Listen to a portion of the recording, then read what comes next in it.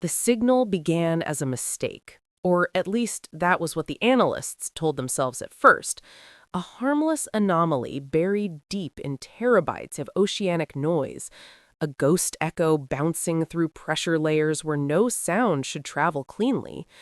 But the longer they watched it, the more wrong it felt, because noise does not repeat with intent. Noise does not pause as if listening, and noise does not slightly change its rhythm every time a human sensor locked onto it.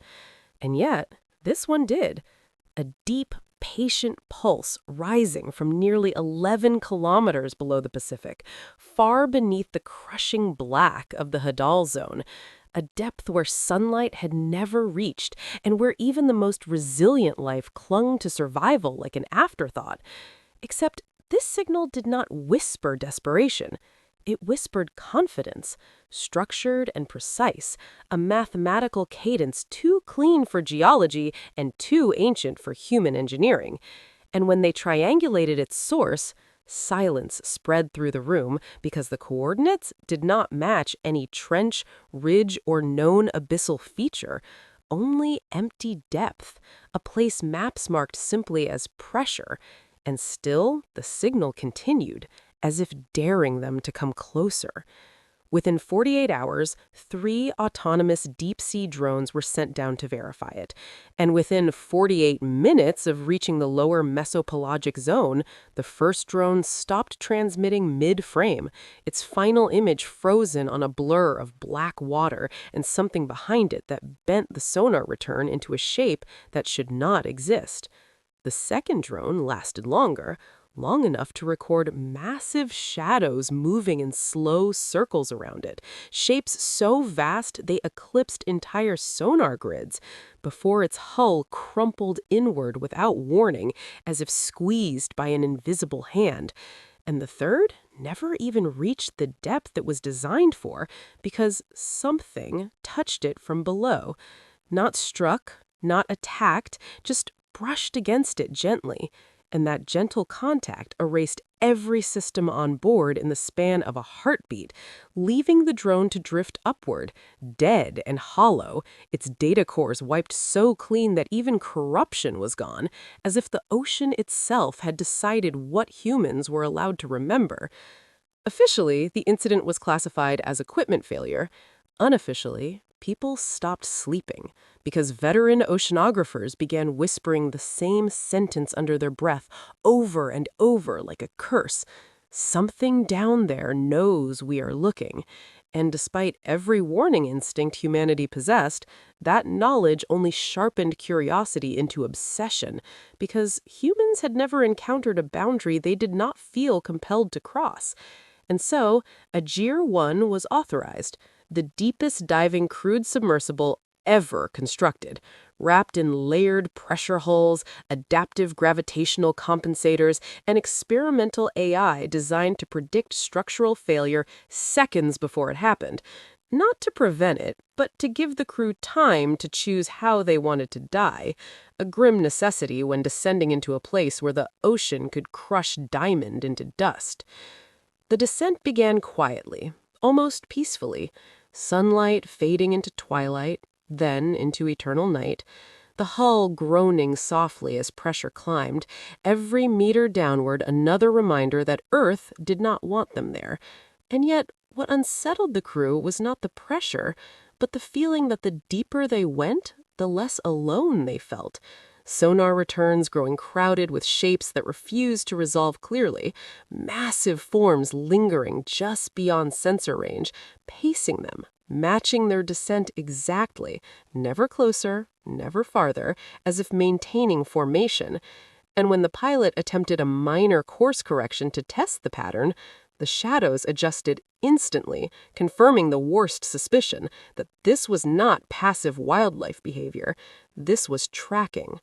At 6 kilometers, communication with the surface degraded into static pulses that eerily matched the rhythm of the original signal, and for a moment the crew wondered if the ocean itself was speaking through their systems.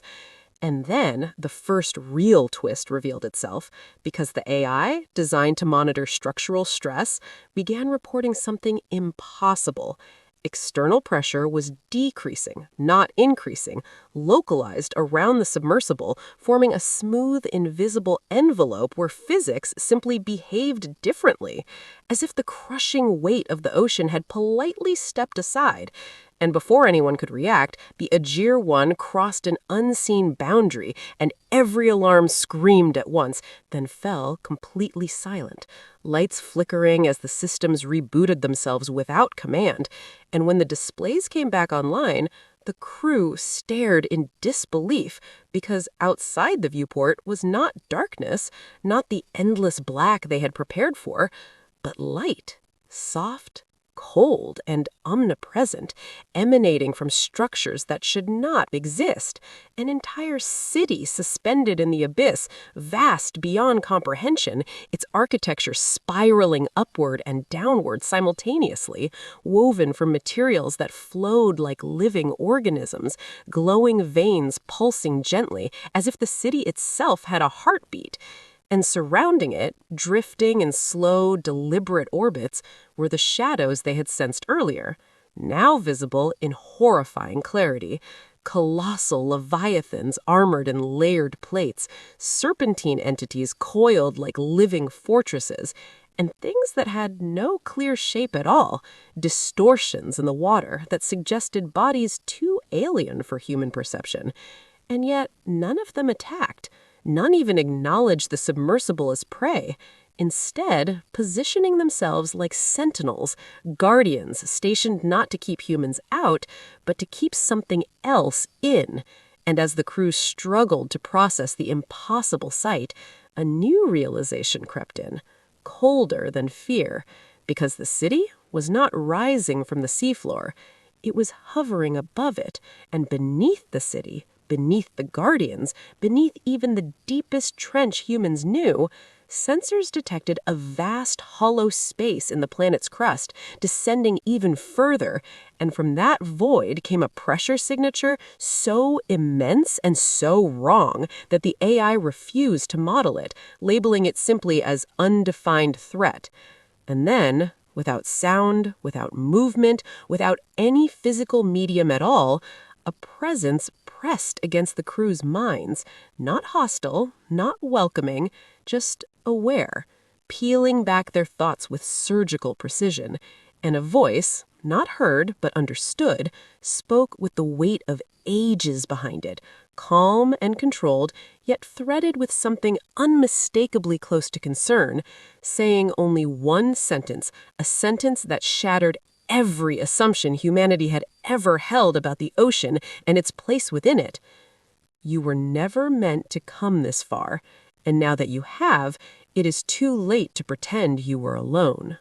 The voice did not echo, did not vibrate the hull, did not disturb the water in any measurable way, yet every member of the Aegir 1 crew felt it settle into their thoughts with invasive precision, as if it had always been there and had only now decided to speak. And for several long seconds, no one moved, because the silence that followed was heavier than pressure, heavier than fear, carrying with it the unmistakable sensation of being examined not as individuals, but as a species. Memories flickering involuntarily at the edges of consciousness, images of fire, war, cities, weapons, oceans polluted and mined and scarred,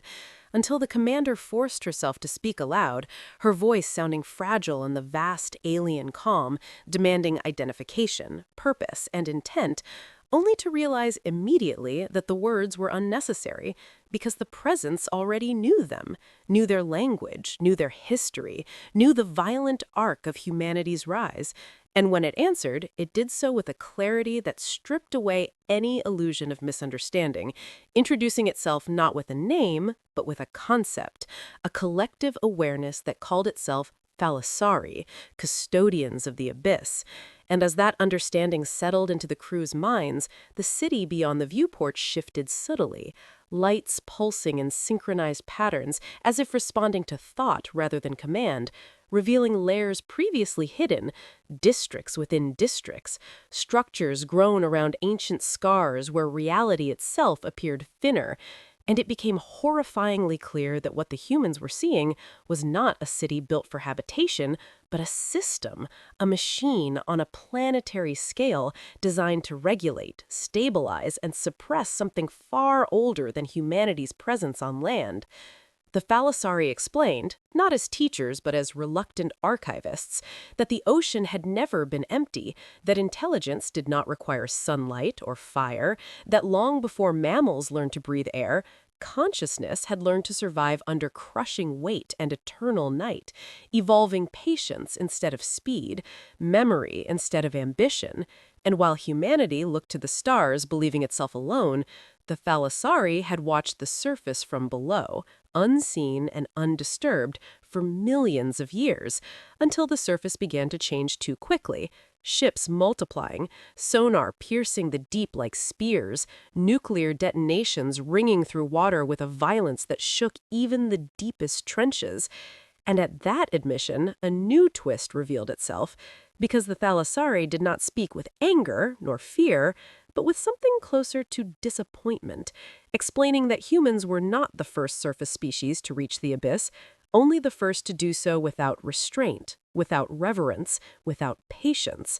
And as the city's guardians drifted closer into view, the truth behind the monsters became unavoidable, because they were not citizens, not allies, not even soldiers in the traditional sense, but containment mechanisms, living fail-safes engineered to respond to disturbances from below, their terrifying forms shaped not to hunt humanity, but to delay something that could not be killed, only held.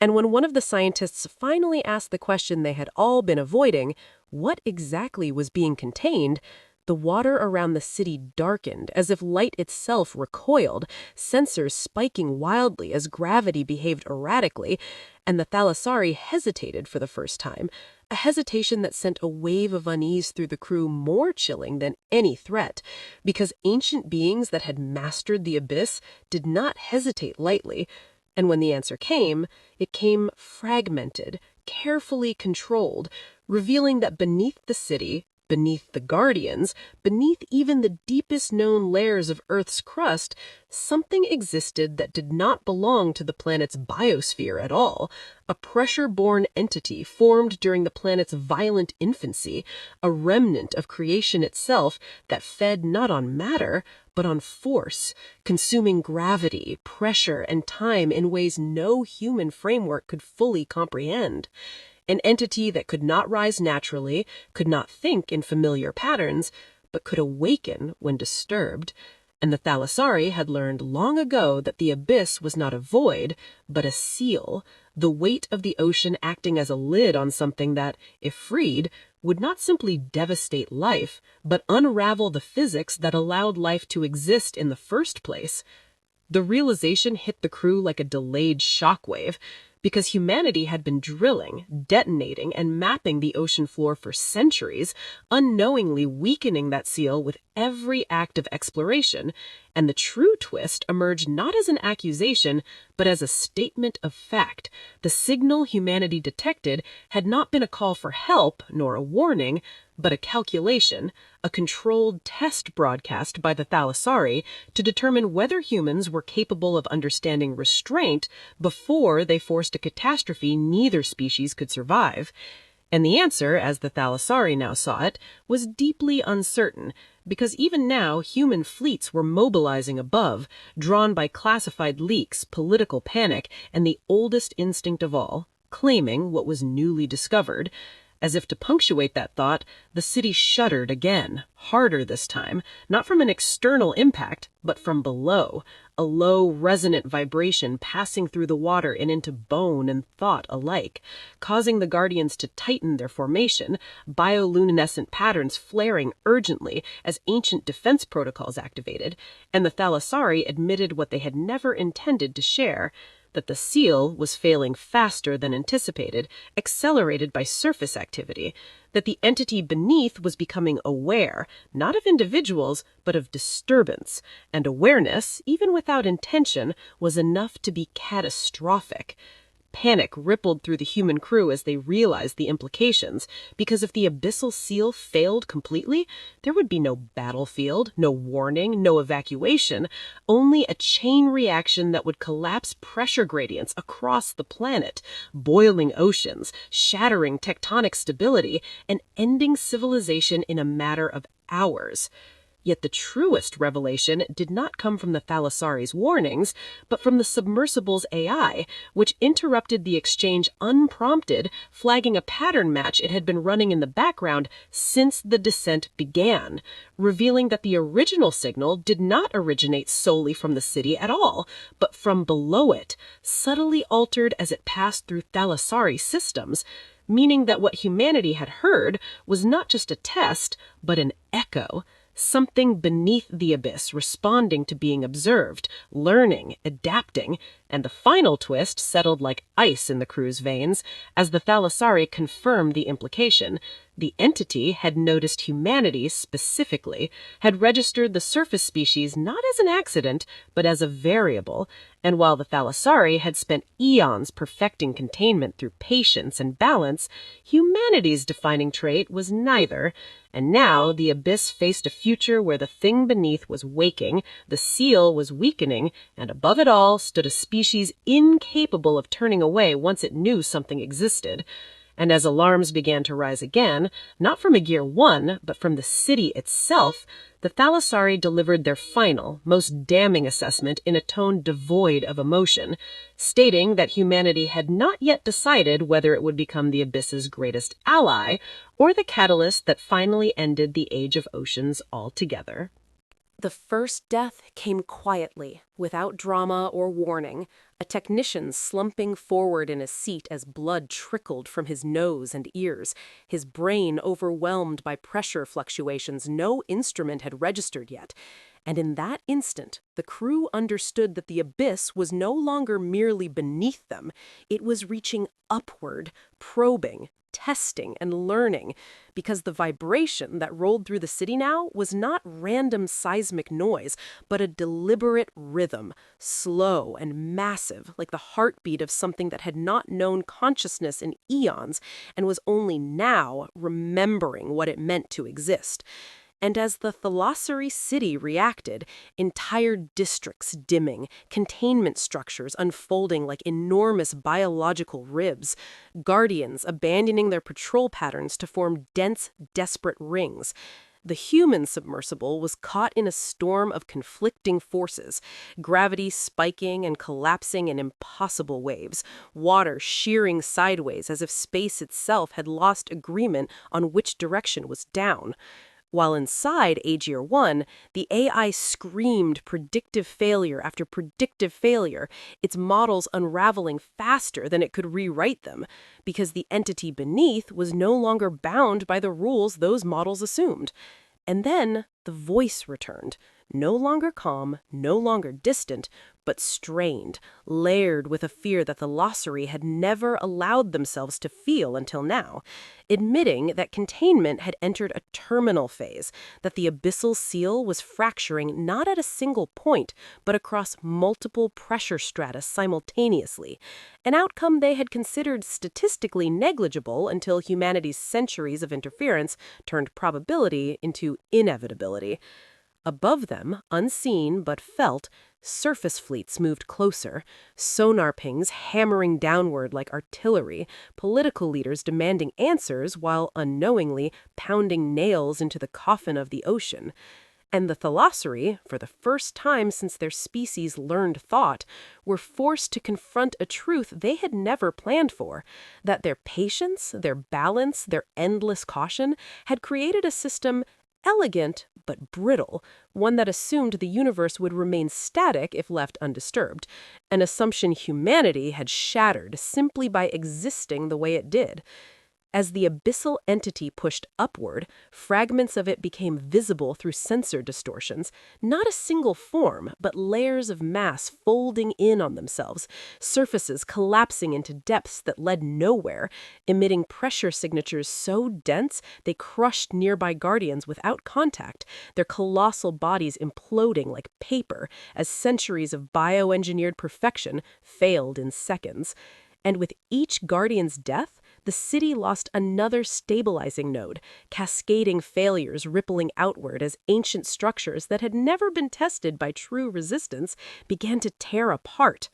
While the Thalassari revealed the final, cruel twist of their design, that the city itself was not merely a containment station, but a sacrifice mechanism, meant to be collapsed entirely if the seal failed, imploding under its own gravity to smother the entity beneath with the mass of an entire civilization, a plan conceived long ago when they believed no other intelligent species would ever be close enough to be harmed by it.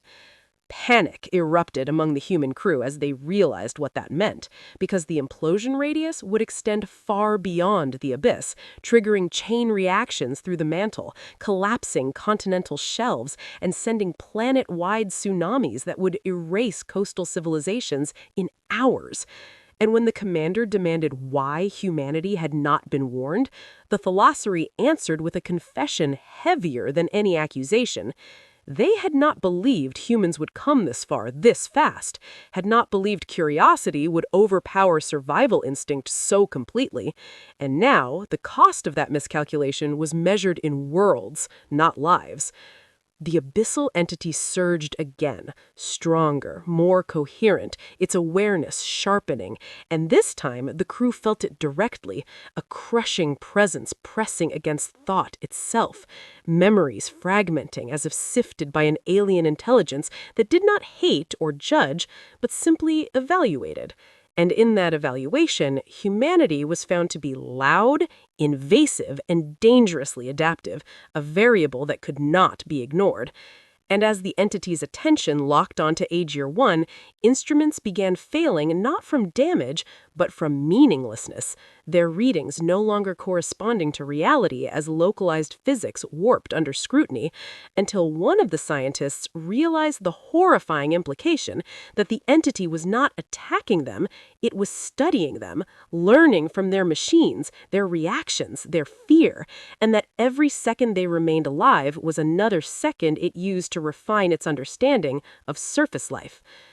Desperation forced a choice, and in a moment that would later be remembered as the first true act of alliance, a human engineer proposed something the Thalassari had never considered, because it violated every principle of balance they held sacred.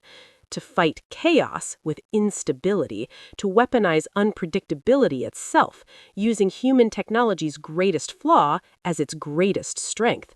And though the Thalassari recoiled at the idea, the abyss did not wait for philosophical debate, a massive containment ring collapsing as the entity forced a portion of itself upward, tearing through living architecture and flooding entire city sectors with lethal pressure differentials, killing thousands of Thalassari in silent, instantaneous implosions, their deaths registered as only fading light patterns across the city's bioluminescent veins. The human plan was brutal, desperate, and irreversible, to inject a swarm of experimental gravity-modulating drones directly into the fracture zones, not to stabilize them, but to create chaotic interference patterns that would disrupt the abyss's ability to predict local physics, effectively blinding it with randomness.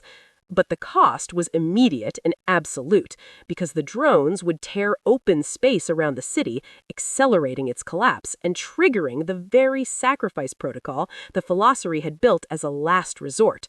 And when the commander gave the order, knowing it might do millions on the surface, knowing it might fail entirely, the abyss seemed to hesitate, as if recognizing the shift in intent, and then everything broke at once. Drones deployed, gravity inverted, pressure waves collided, and the ocean itself screamed as kilometers of water were violently displaced. Guardians and city structures alike shredded in the turbulence, the abyssal entity recoiling not in pain, but confusion, as its predictive dominance fractured.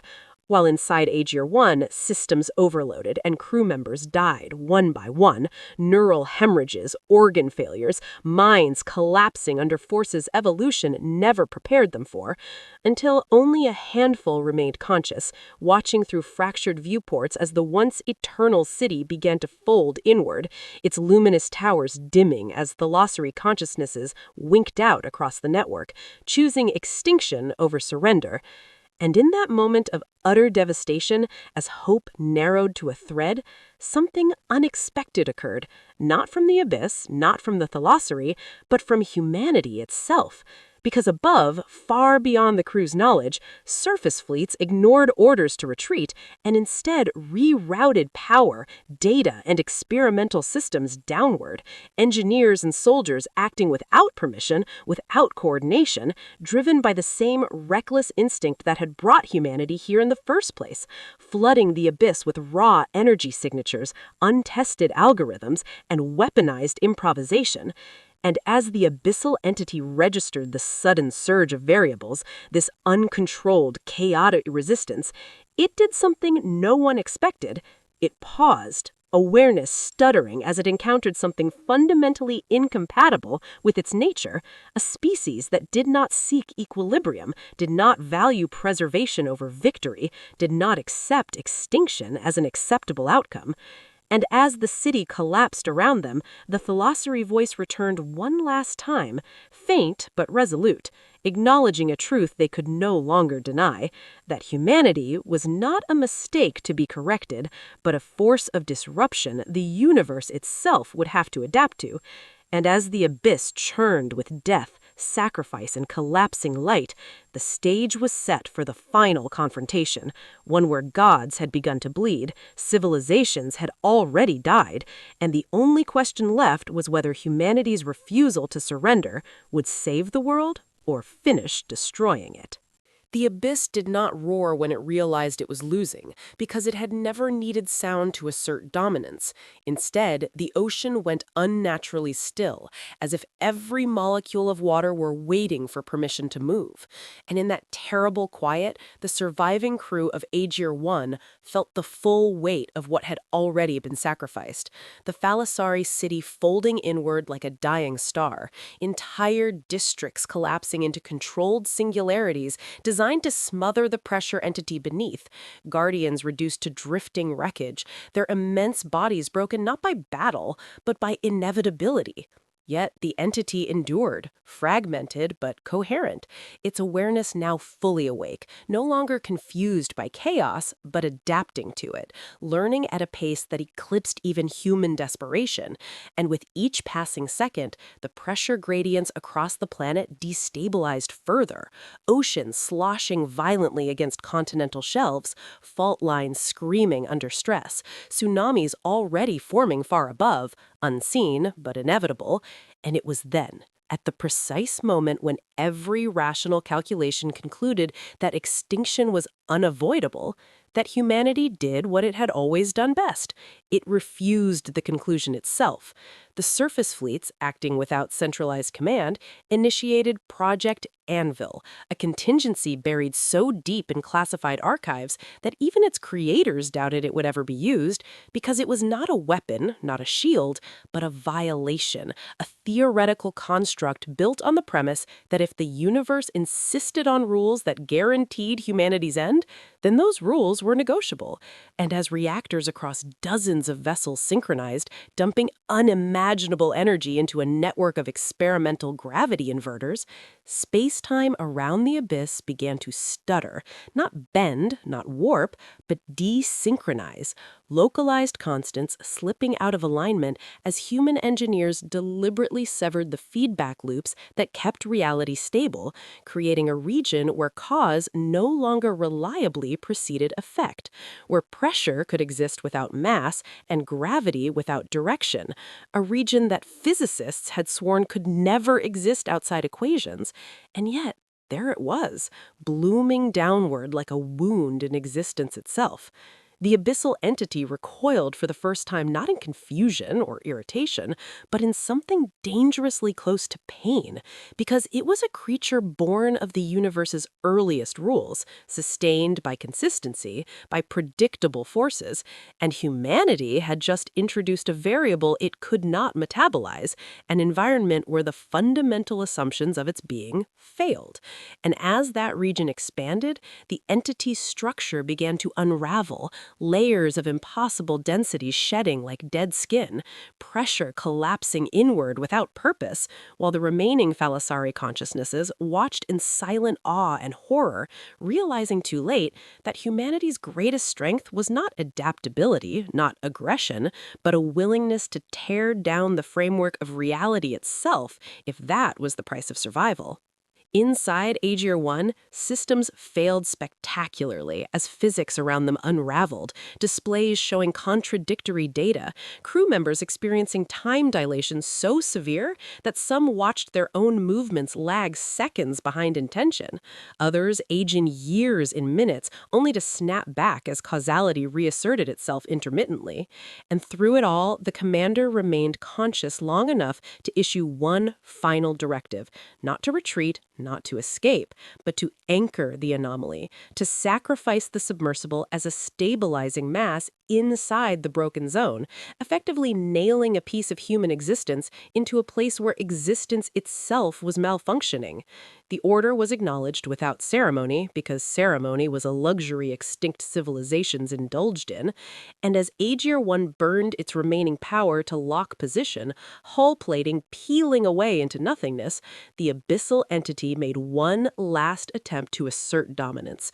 focusing its awareness directly on humanity as a concept, not the ships, not the city, not the individuals, but the species itself. And for a fleeting instant, billions of humans across the surface felt an inexplicable pressure in their minds, a shared sense of being noticed, evaluated as a problem rather than prey. And in that moment, the entity understood what the Thalassari had only begun to grasp, that humanity was not a part of the system it threatened to unbalance. Humanity was the imbalance, a self-propagating disruption that turned constraints into challenges and inevitabilities into obstacles to be overcome. And that realization was fatal, because recognition required coherence, and coherence could not survive where physics no longer agreed with itself.